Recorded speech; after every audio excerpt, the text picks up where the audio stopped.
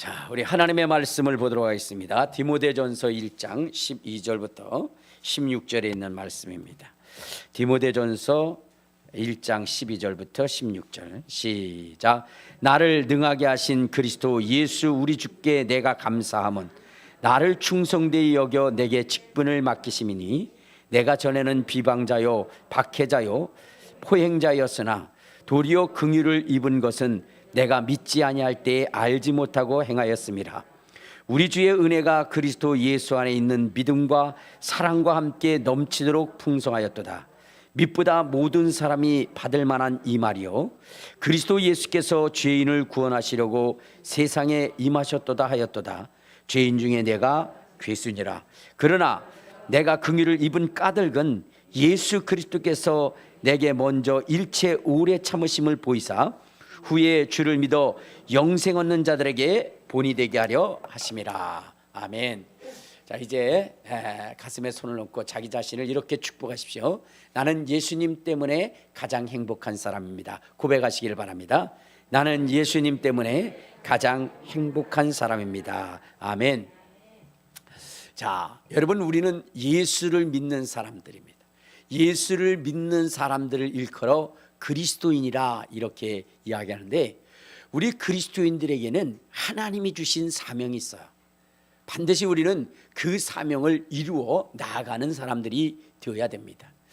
하나님께서 우리에게 주신 사명이 무엇입니까? 그것은 온 천하에 다니며 만민에게 복음을 전파하는 것이고 세상의 빛과 소금의 역할을 통해서 하나님께 영광을 돌리라는 것, 이것이 바로 그리스도인의 삶입니다. 물론 여러분, 이 역사는 우리 개인의 능력으로 이루어질 수 있는 일은 아닙니다. 그러나 여러분, 이것이 불가능한 일이 아닌 것은 여러분, 하나님이 우리와 함께 하시면 비록 우리의 인생의 힘의 능력이 미약할지라도 여러분, 하나님이 함께 하시면 능히 할 수 있는 일임을 우리는 알아야 되는 것입니다.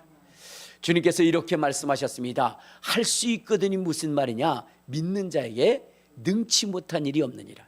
할 수 있거든이 무슨 말이냐? 믿는 자에게 능치 못함이 없느니라.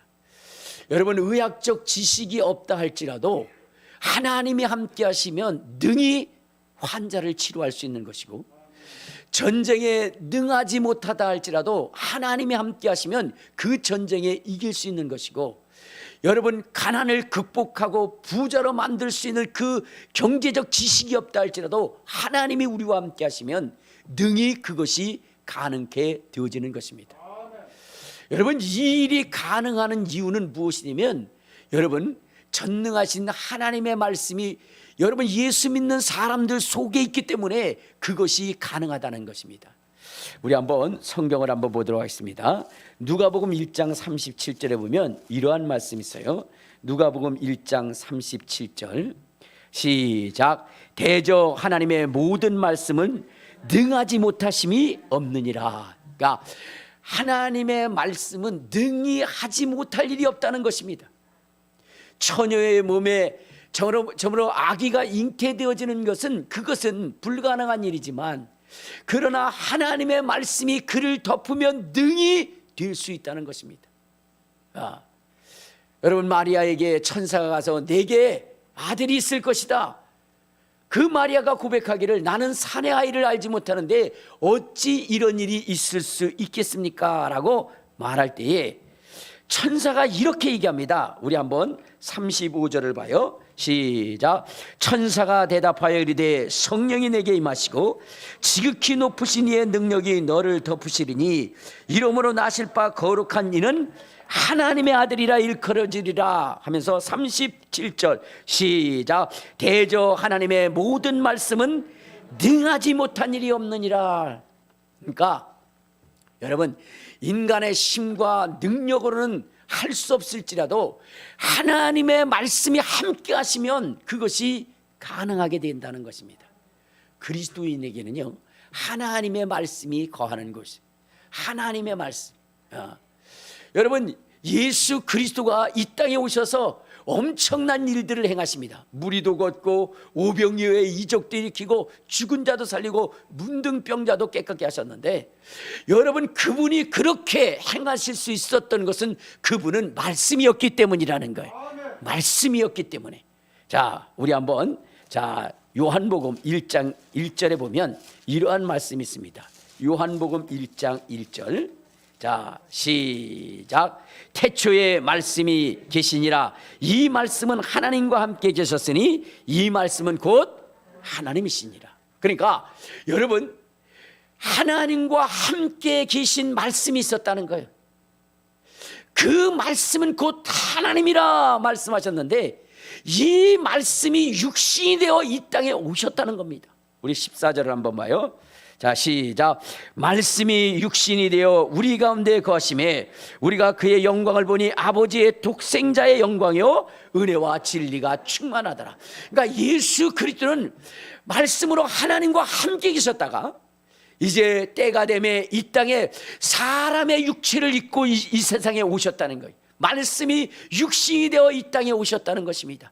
그러므로 그분의 그 역사는 여러분, 초월적인 역사가 나타난다는 것, 하나님이 행하신 역사들이 나타나신다는 것입니다. 그렇기 때문에 그분은 무리를 걸으실 수 있었고, 죽은 자를 살리실 수 있었고, 문둥병자를 깨끗게 하실 수 있었고, 38년 된 중풍병자를 여러분 한순간에 침상을 들고 걸어가게 하실 수 있게 됐다는 것입니다.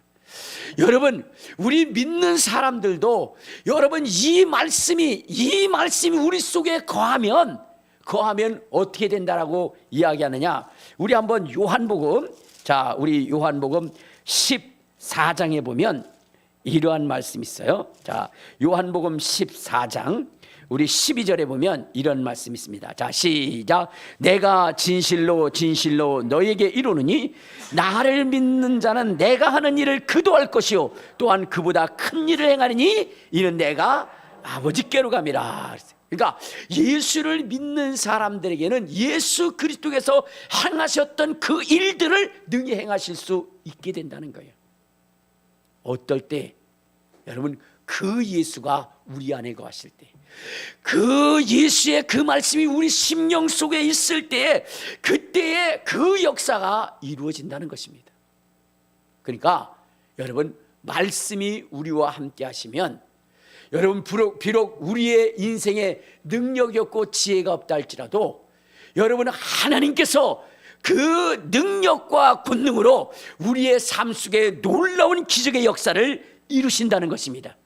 그것을 믿는 저와 여러분 되시기를 주님의 이름으로 축원합니다. 주님의 이름으로 축원합니다. 그래서 하나님께서는 우리 예수 믿는 사람들에게 어떠한 사명을 줬느냐? 세상을 변화시키라는 거예요.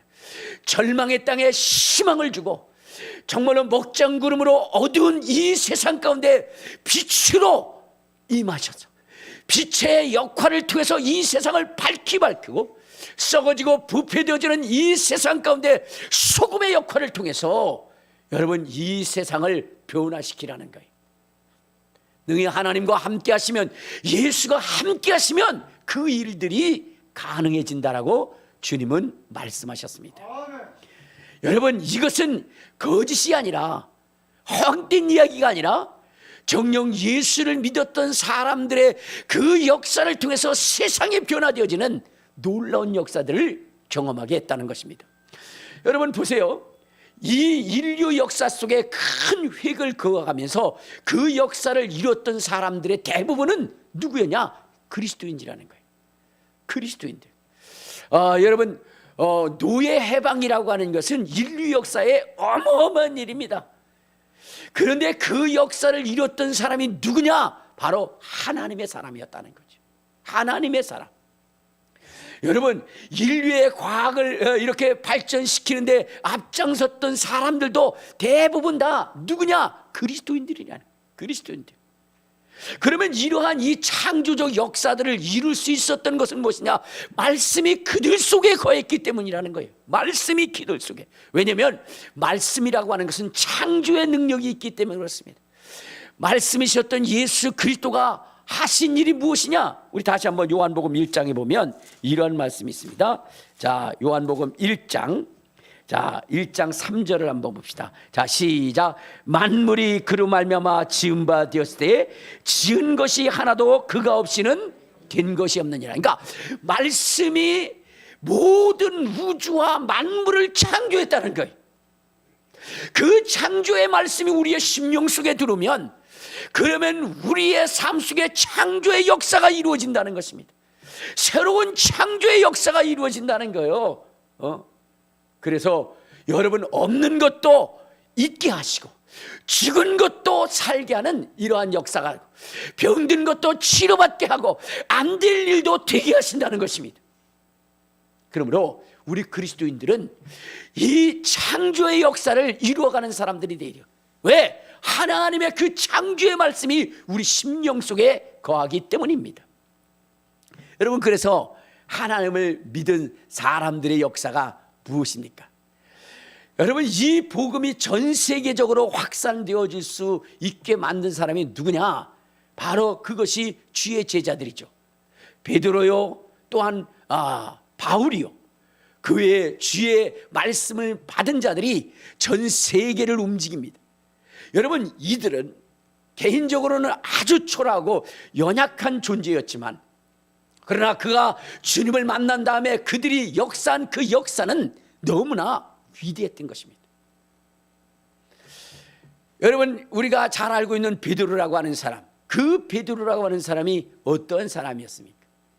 그는 그저 어촌에 그저 배를 부리는 그러한 어부였지만, 그러나 그가 하나님의 손에 잡힌 바 된 인생이 된 다음에는 세상을 뒤집어 엎을 만큼 위대한 역사를 이룬 주의 사도로서의 삶을 살아갔던 것입니다.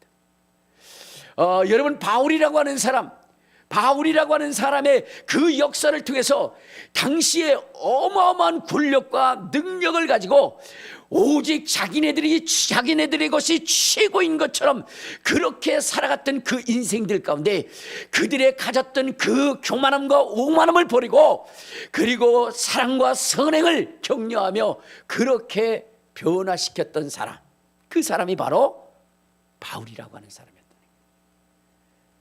바울이 저 로마로 붙잡혀 갈 때는 초라한 인생처럼 보였어요.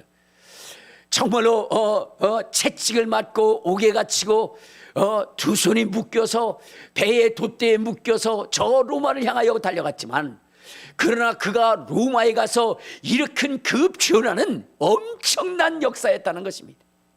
사회의 풍습을 바꾸고 변화를 일으키고, 그리고 하나님의 그러한 그 나라로서의 그 사명을 감당할 수 있도록 만들었다는 것입니다.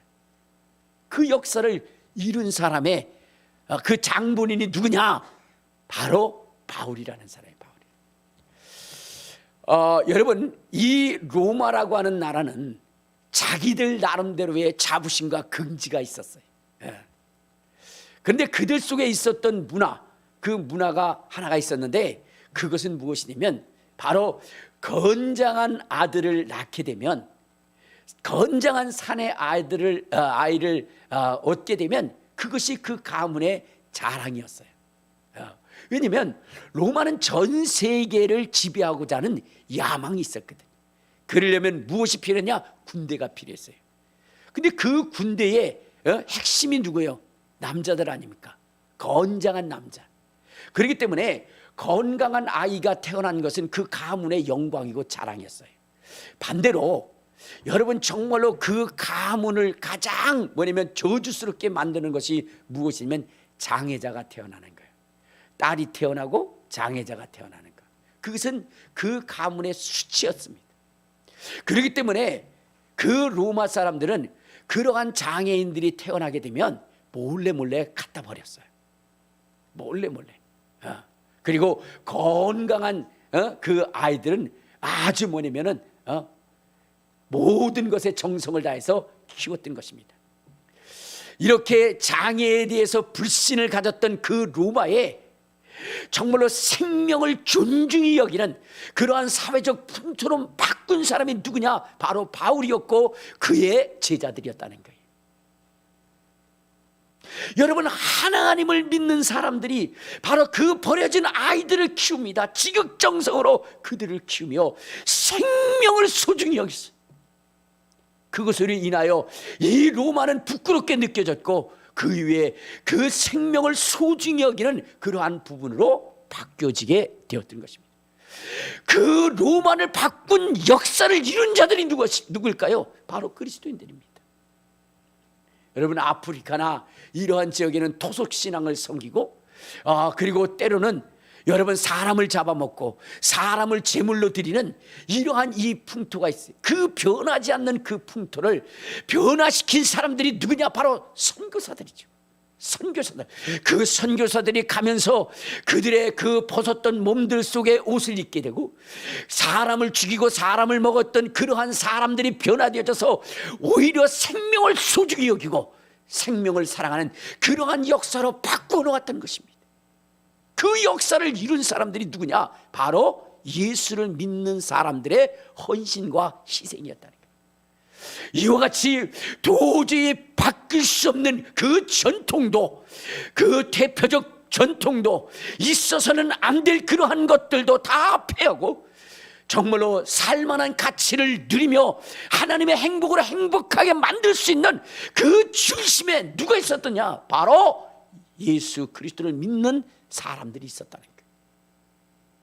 여러분, 역사의 변화는 바로 그 중심에 누가 서 있느냐 거기에 따라 달라지는데, 여러분 우리 생각해 보면 이 역사를 둘로 구분한다면 예수가 오시기 이전의 삶과 예수가 오신 이후의 삶으로 확실히 바꿔지는 것입니다. 그리스도인들이 삶의 변화를 가져와야 되는 것은 바로 여기 있는 것입니다. 예수가 오셔서 역사의 전과 후를 바꿨듯이 우리가 예수를 믿음으로 그리스도인이 됨으로써 여러분 우리가 있는 그 삶의 환경들이 바뀌어져야 된다는 거예요. 바뀌어져야 돼요. 그것이 그리스도인의 사명이라는 것입니다. 가정에서도 이웃에게서도 사회에게서도 나라에게서도 그리고 또한 세계 속에서도 그리스도인이 있는 곳에는 분명 변화가 있어야 되는 것이고, 그 변화는 참으로 행복한 변화, 놀라운 변화, 생명의 변화로 바뀌어져야 된다는 것입니다. 그러므로 여러분들이 그리스도인이라고 한다면 여러분들을 통해서 여러분의 가까이는 물론 저 멀리 있는 사람들까지 변화된 그 모습이 있어야 된다는 거예요. 그것이 바로 그리스도인이라는 것입니다. 여러분 어때요? 여러분의 가정이 있으므로 여러분의 가정이 바뀌었습니까? 여러분이 그 마을에 있으므로 그 마을이 변화되어졌습니까?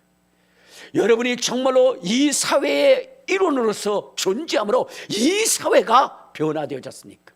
아무런 변화도 없다고 한다면 우리는 진정한 그리스도인이 아닌 것입니다.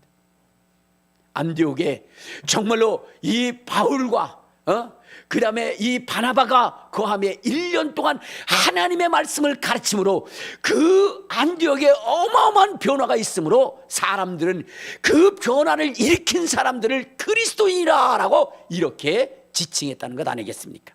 우리 한번 사도행전 11장을 한번 봅시다. 사도행전 11장. 자, 사도행전 11장에 보면 24절부터 26절을 봅시다.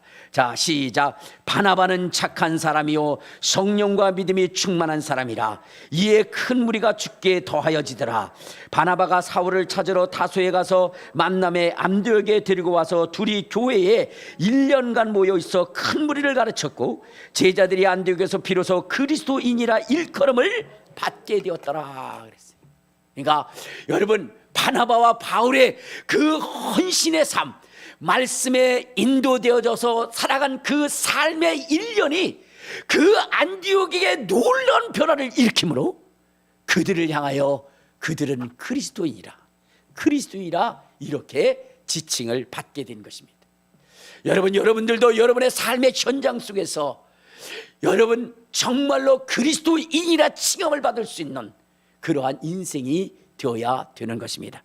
올 한 해 저는 우리 큰비전 교회에 정말로 예수를 믿는 참된 그리스도인들을 통해서 여러분, 이 지역이 변화되어지고 사회가 변화지고 나라가 변화되어지는 이 엄청난 변화의 역사가 저와 여러분을 통하여 이루어지기를 간절히 소원하는 것입니다. 반드시 그 변화가 있게 하시기를 주님의 이름으로 축원합니다. 주님의 이름으로 축원합니다.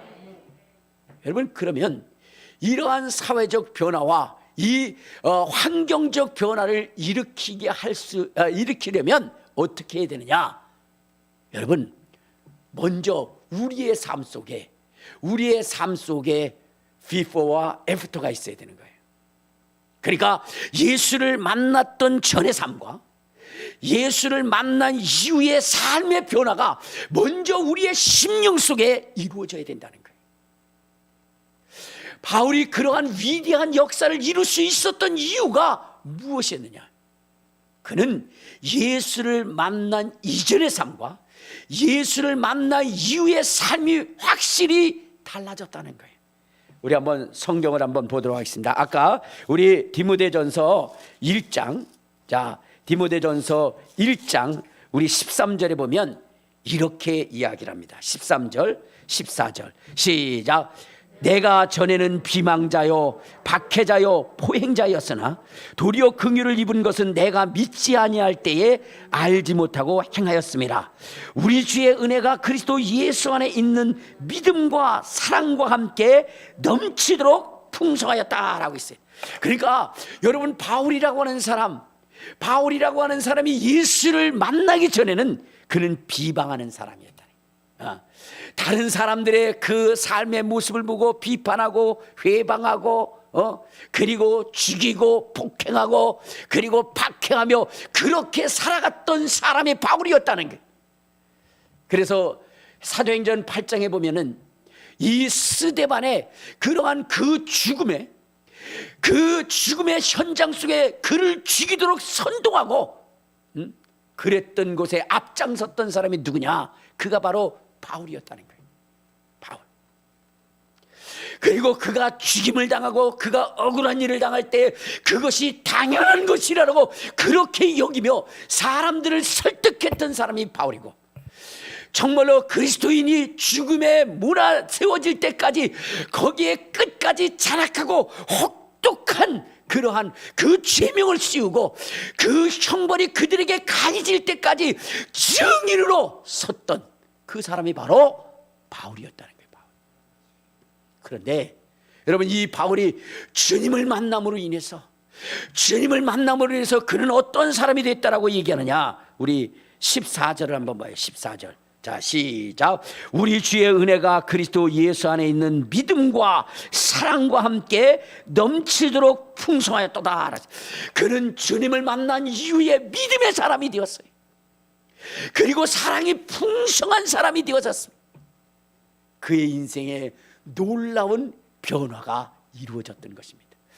세상을 변화시키기 위해서 먼저 우리 자신이 변화되어져야 된다는 거예요.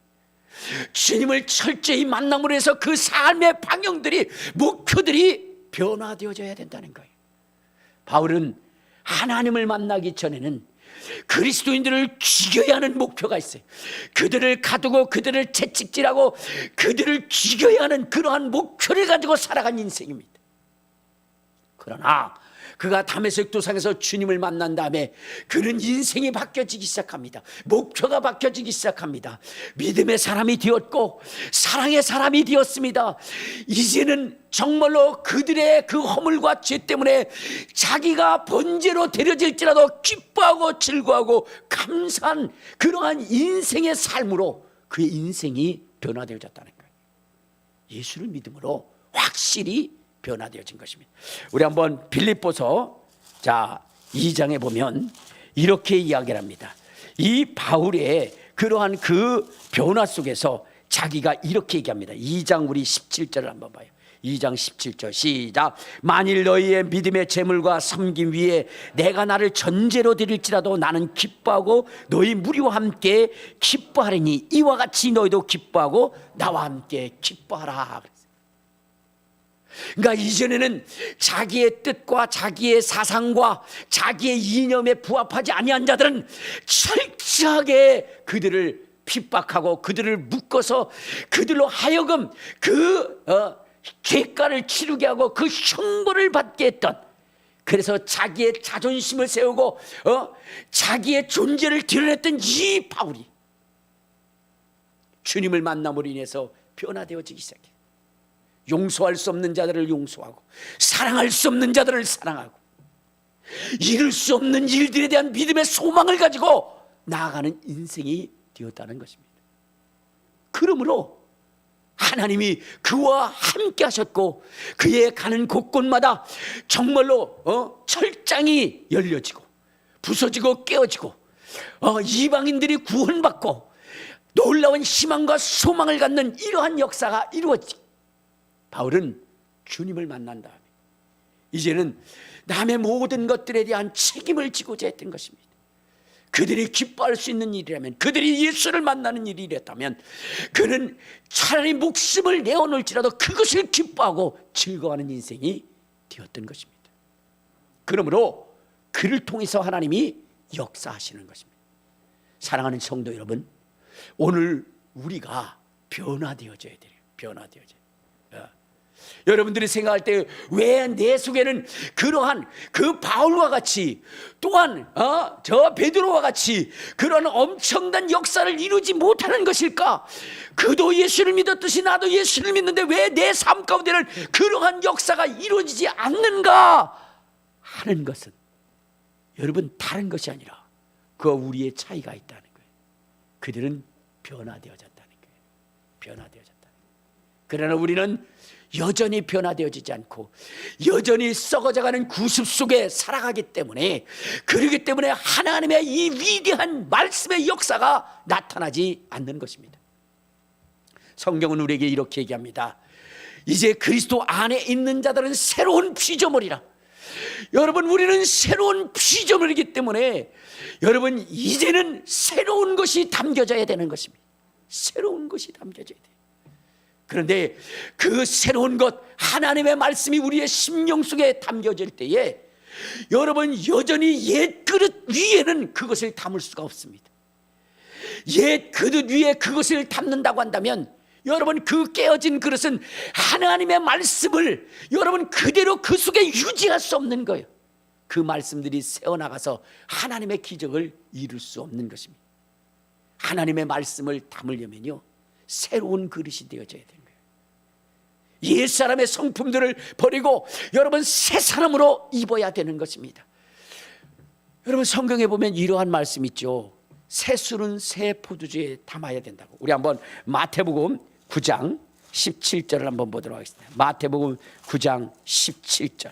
거기에 보면 하나님께서 예수를 믿는 인생들에게 이러한 말씀이 있어요. 9장 17절 시작. 새 포도주를 낡은 가죽 부대에 넣지 아니하나니 그렇게 하면 부대가 터져 포도주도 쏟아지고 부대도 버리게 됨이라. 새 포도주는 새 부대에 넣어야 둘 다 보존되느니라. 여러분, 이전에 우리는 마귀를 따르는 옛 성품의 사람들이, 그러나 이제는 하나님의 말씀을 담고 살아가는 인생입니다. 그러면 우리는 새 부대가 되어야 되는 거예요. 새 부대가. 그래야만 여러분 하나님의 기적의 역사가 나타날 수 있는 것입니다. 옛 부대에 하나님의 새 말씀을 담은들 여러분, 그것이 보존될 수가 없는 것입니다. 오히려 여러분 근심과 염려와 갈등만 넘쳐나게 되어져 있는 거예요. 그래서 여러분, 우리는 새로운 부대가 되어져야 되는 거예요. 새로운 부대. 그래서 성경도 이렇게 말씀하고 있습니다. 자, 우리 어디를 보시면 에베소서. 자, 에베소서 4장 22절에 보면 우리가 예수를 믿은 이후에 우리는 어떻게 되느냐. 22절 시작. 너희는 유혹의 육심을 따라 썩어져가는 구습을 따르는 옛사람을 벗어버리고 오직 너희의 심령이 새롭게 되어 하나님의 말씀을 따라 의와 진리의 거룩함으로 지으심을 받은 새 사람을 입으라. 할렐루야. 여러분, 새 사람이 되어야 돼요. 깨끗한 그릇이 되어야 돼요. 하나님의 말씀을 능히 받을 수 있는, 담을 수 있는 그 그릇이 되어야 된다는 것입니다. 그리할 때에 하나님의 기적의 역사가 여러분들과 함께 하시는 것입니다. 오늘 여러분들 새로운 부대가 되시고 새 그릇이 되시고 새 사람이 되시기를 주님의 이름으로 축원합니다. 주님의 이름으로 축원합니다. 우리가 세상 가운데 빛과 소금의 역할을 통해서 이 세상을 변화시키기를 원하신다고 한다면 여러분의 그 그릇을 정하고 깨끗하게 하고 성결하게 하셔, 그래서 하나님의 말씀을 통해서 역사되어지는 역사를 체험하시기를 주님의 이름으로 축원합니다. 주님의 이름으로 축원합니다. 그러면 우리가 새 그릇이 되려면 어떻게 해야 될까요? 새 그릇이 되는 거예요. 여러분, 우리 한번 어디를 보시냐면 베드로전서 4장을 한번 봅시다. 베드로전서 4장에 보면 예수를 믿는 사람들에게 이렇게 말씀하십니다. 자, 우리 4장 1절부터 한번 봐요. 1절부터 3절까지 시작. 그리스도께서 이미 육체의 고난을 받으셨으니 너희도 같은 마음으로 갑옷을 삼으라. 이는 육체의 고난을 받은 자는 죄를 그쳤음이니 그 후로는 다시 사람의 정욕을 따르지 않고 하나님의 뜻을 따라 육체의 남은 때를 살게 하려 하심이라. 너희가 음란과 정욕과 술 취함과 방탕함과 향락과 무법한 우상 숭배를 하여 이방인의 뜻을 따라 행한 것은 지나간 때가 족하도다라고 했어요. 여러분, 우리 예수를 믿는 사람들 새로운 삶의 변화가 있어야 됩니다. 그리스도가 우리를 위하여 고난의 십자가를 지심은 썩어져가는 구습을 따르던 옛 성품들을 벗어버리고 정말로 그리스도께서 걸어가신 그 길을 걷기 위해서 그리스도의 성품을 담는 것, 이것이 우리 그리스도인의 참된 모습이어야 된다는 거예요. 음란과 정욕과 술 취함과 방탕과 향락과 무법한 우상 숭배를 버리시길 바랍니다. 이것은 이방인의 삶이라는 거예요. 이방인의 삶. 이러한 삶을 가지고 가면 하나님의 말씀이 있다 하더라도 역사하지 않는다는 겁니다. 그러므로 오늘 우리는 어떻게 돼야 돼요?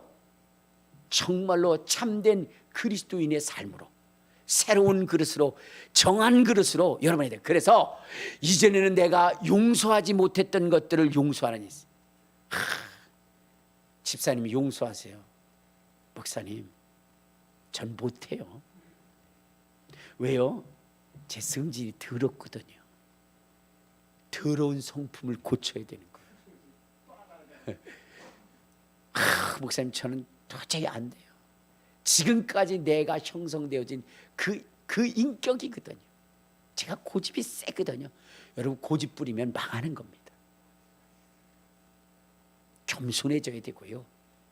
여러분, 용서할 수 없는 자까지라도 용서할 수 있는 그 마음이 우리 속에 있어야 돼요. 이것이 하나님이 쓰실 수 있는 정한 그릇이고 깨끗한 그릇입니다. 이전에 따르던 그러한 육신의 정욕을 따라 샀던 삶들, 이런 것들을 다 버리고 이제는 어떻게 돼요? 감사하는 자의 삶을 사는 거예요. 원망하고 불평했던 그러한 것에 대하여 여러분들이 이제는 여러분 예수 그리스도를 믿는 사람이라면 감사하면서 살아가야 돼요. 목사님, 내 인생 그 인간 만나서 망했어요. 우리 애들은 왜 그렇게 아주 막 나를 괴롭히려고 태어난 것 같아요. 여러분, 그렇게 말하지 마시고, 여러분, 아무리 뭐요? 정말로 고통스러운 그러한 그 아픔을 안겨다 준다 할지라도 그를 품고 사랑하면서 갈 수 있는 인생이 되시길 바랍니다. 그 선교사님 중에 한 분이 그런 얘기를 하시더라고요. 무엇이냐면 자기가 이제 주님을 믿고 아주 막 뜨거워서 선교를 갔어요. 근데 선교를 하는데 그 선교지에서 아이 둘을 낳습니다. 큰딸과 그 다음에 아들을 낳아요. 그런데 여러분, 이 애가 뭐냐면 장애인데, 근데 아주 희귀병이에요. 오래 살지 못하는 거예요. 근데 하나만 그런 것이 아니라 두 아이 다 그런 거예요. 하나님 앞에 기도했지만 큰아이는 치료받지 못하고 그대로 죽임을 당합니다.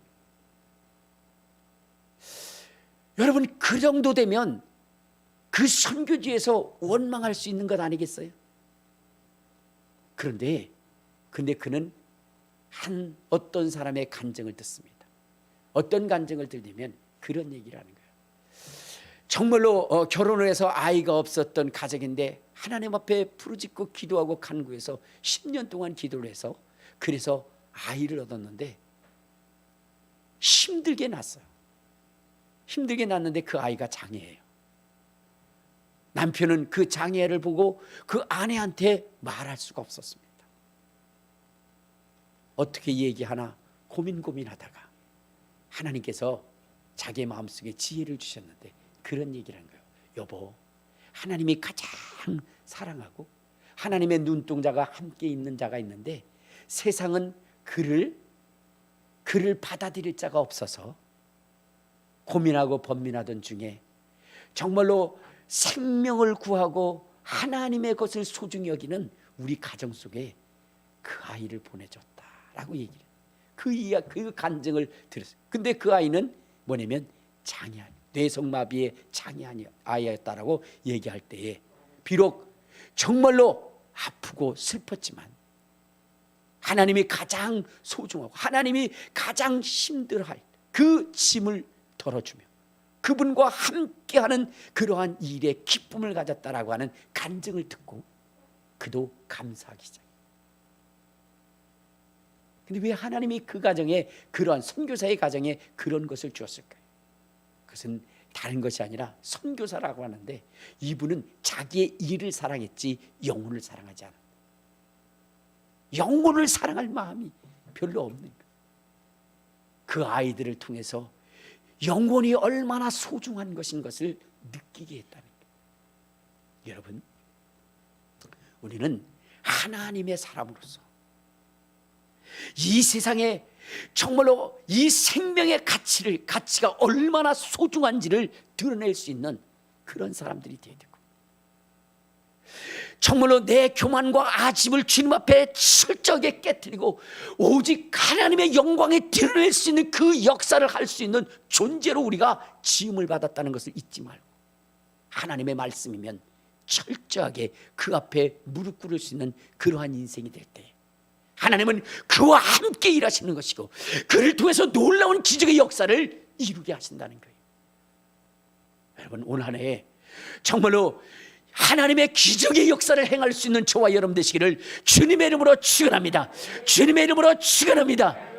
하나님의 말씀이 충분히 담겨져서 그 말씀이 정말로 마음껏 역사할 수 있는 그 그릇, 그 새로운 피조물의 그릇이 되시기를 주님의 이름으로 축원합니다. 주님의 이름으로 축원합니다.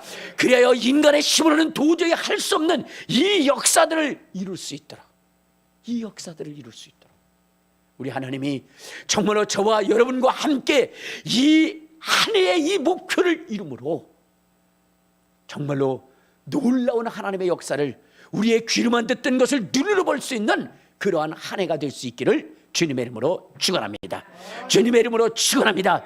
여러분, 하나님이 사랑하는 사람들은 어떤 사람일까요? 하나님이 사랑하는 사람, 여러분, 변화하고자 하는 사람. 하나님의 말씀이 이렇게 쓰여 있으니까 좀 변화해 주셔야죠. 아이고, 내 원래 성격이 그래서 바뀌지가 않아요. 이런 사람은 하나님이 사용하지 않습니다. 하나님이 사용하는 사람은 하나님의 말씀에 순종하여 자기의 의지를 꺾고 생각을 꺾고 자기의 목표를 꺾고 하나님 앞에 굴복시키는 자를 하나님 사랑하시는 겁니다. 그래서 여러분 모두가 그렇게 되시기를 바랍니다. 근데 여러분 여러 가지 하라고 그러면 여러분들이 힘들 것 같아서 이제 하나둘씩 해나가는데, 먼저는 여러분 어떤 사람이 되기를 원하느냐, 우리 한번 다시 에베소서를 봅시다. 에베소서 4장에 보면요, 이러한 말씀이 있어요. 에베소서 4장 우리 3절 4절을 보면 그리스도인으로서 어떻게 해야 되느냐. 자, 시작. 음행과 온갖 더러운 것과 탐욕은 너희 중에서, 에베소서 5장 3절 시작. 음행과 온갖 더러운 것과 탐욕은 너희 중에서 그 이름조차 부르지 말라. 이는 성도에게 마땅한 바이니라. 누추함과 어리석은 말이나 희롱의 말이 마땅치 아니하니 오히려 감사하는 말을 하라. 그러니까 저는 여러분들에게 이제 이 다른 것, 그것은 차츰차츰 하더라도 이제 우리의 입술의 말부터 좀 고쳤으면 좋겠다. 입술의 말. 그러니까 농담하지 마시고 악한 말 하지 마시고, 알겠습니까? 싫어하는 말 하지 마시고 감사하는 말을 했으면 좋겠어요. 감사하는 말. 모든 일에 감사할 수 있도록. 누구 만났어요? 우리 성도들 만났어요. 길가에서 만났는데 저 인간 또 저기서 있네. 그렇게 하지 마시고 거기서 만났음을 인해서 감사할 수 있는 사람이 돼요. 고맙습니다. 감사합니다.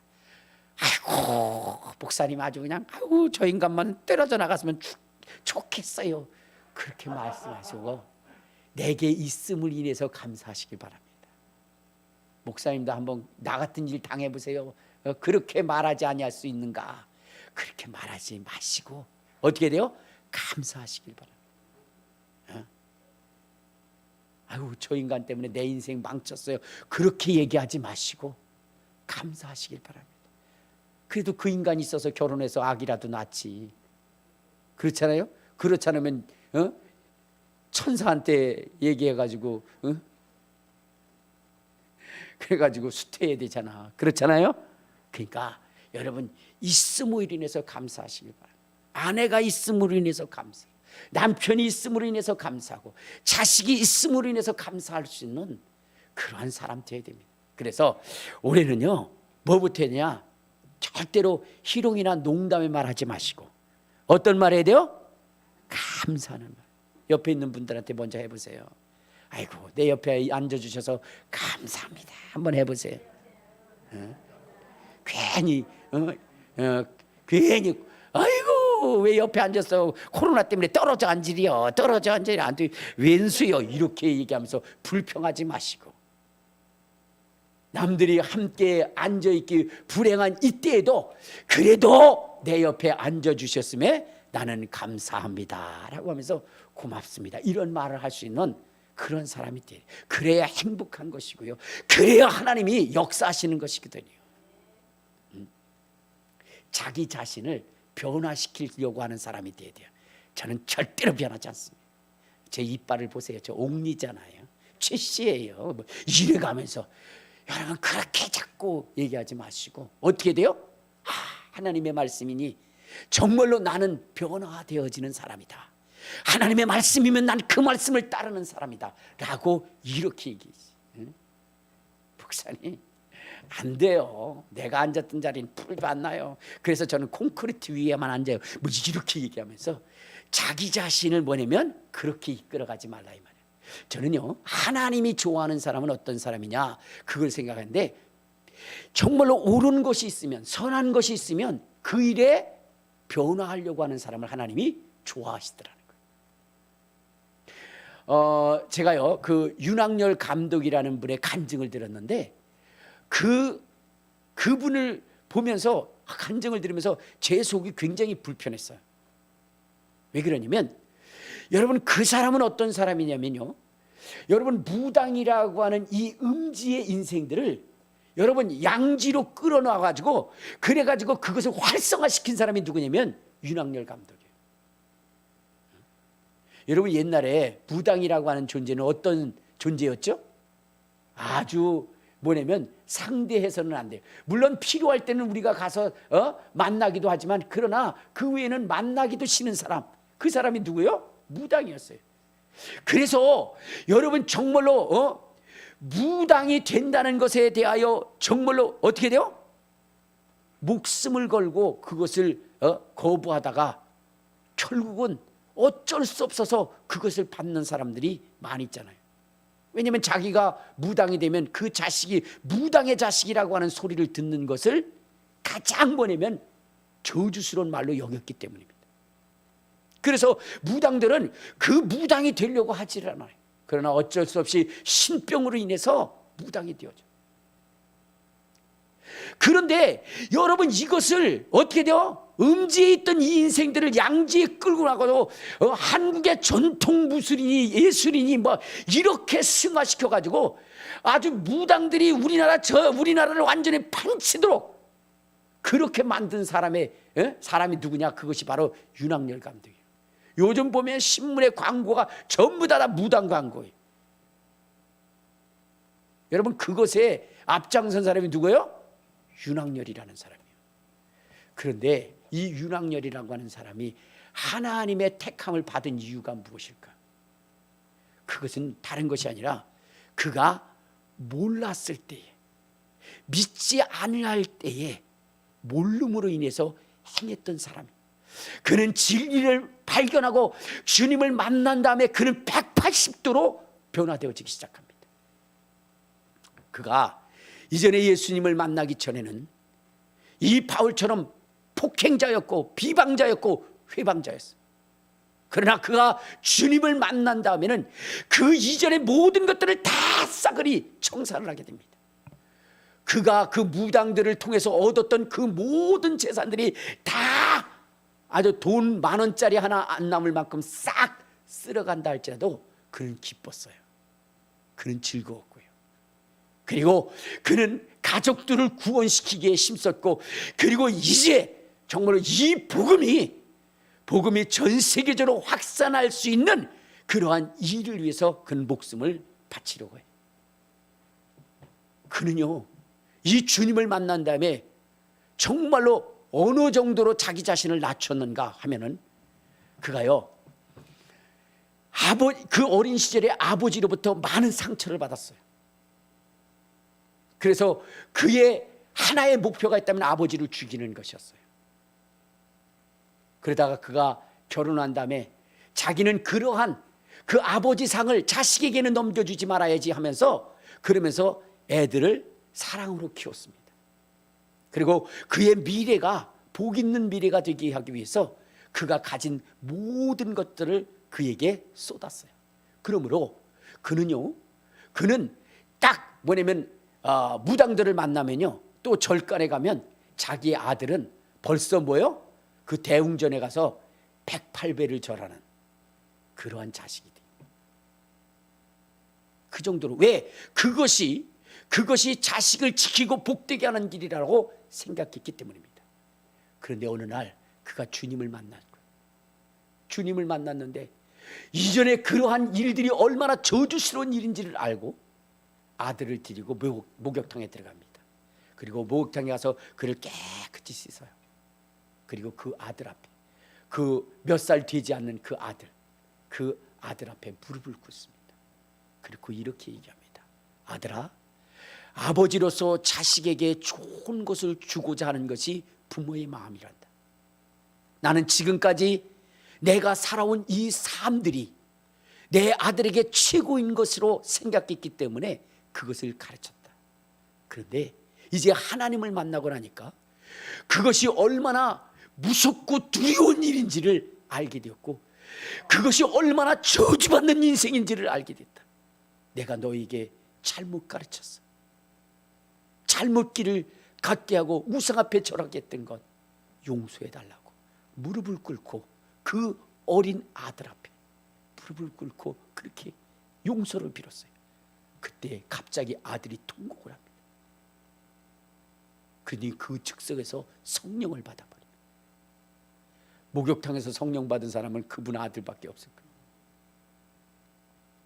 여러분, 윤학열 감독을 하나님이 선택하신 이유가 바로 거기 있는 것입니다. 변화하는 거예요. 주님을 만났을 때 자기의 모든 이전에 그 모든 것들을 다 깨어 부숴버리고 새롭게 창조된 그릇으로 하나님 앞에 서는 것. 자기 아들 앞에 무릎 꿇는 그 낮아진 모습을 보여주는 것. 이럴 때 하나님이 기적을 행하신 것입니다. 올 한 해에 여러분 정말로 새로운 그릇이 되기를 바랍니다. 변화되어지는 그릇이 되기를 바랍니다. 하나님이 말씀이 새어나가지 않는 여러분의 말씀 속에, 여러분의 심령 속에서 폭발되어져서 기적의 역사를, 변화의 역사를 일으킬 수 있는 그 말씀의 그릇이 되시기를 주님의 이름으로 축원합니다. 그것은 여러분 언어부터 지키는 거예요. 그래서 많은 것 요구하지 않겠습니다. 악한 말, 추한 말, 희롱의 말 하지 마시고 오히려 감사의 말을 할 수 있는 이것부터 우리 시작하시기를 주님의 이름으로 축원합니다. 세상을 변화시키기 위해서 먼저 우리의 언어부터 달라지. 여러분, 오순절 마가의 다락방에 정말로 주의 제자들을 통해서 세상을 변화시키기 위해서 하나님이 하신 것은 그들의 입술을 사로잡은 거예요. 그래서 성령으로 말미암아 방언을 말하게 하는 것입니다. 더 이상 세상의 누추한 말, 실용의 말들을 하지 말고 하나님의 말씀을 할 수 있도록 그의 혀를 사로잡은 것입니다. 세상을 변화시키기 위해서 우리의 혀가, 여러분, 정말로 선함과 아름다움으로 드러낼 수 있는 그러한 자가 되어야 돼요. 이 세상에 그래서 가장 아름다운 것은 뭐냐? 감사합니다. 감사합니다. 이것이 그리스도인의 입술 속에서 나와야 하는 그런 언어임을 알고 날마다 감사함으로 하나님의 말씀이 채워지고 그 말씀으로 세상을 변화시키는 저와 여러분이 되시기를 주님의 이름으로 축원합니다.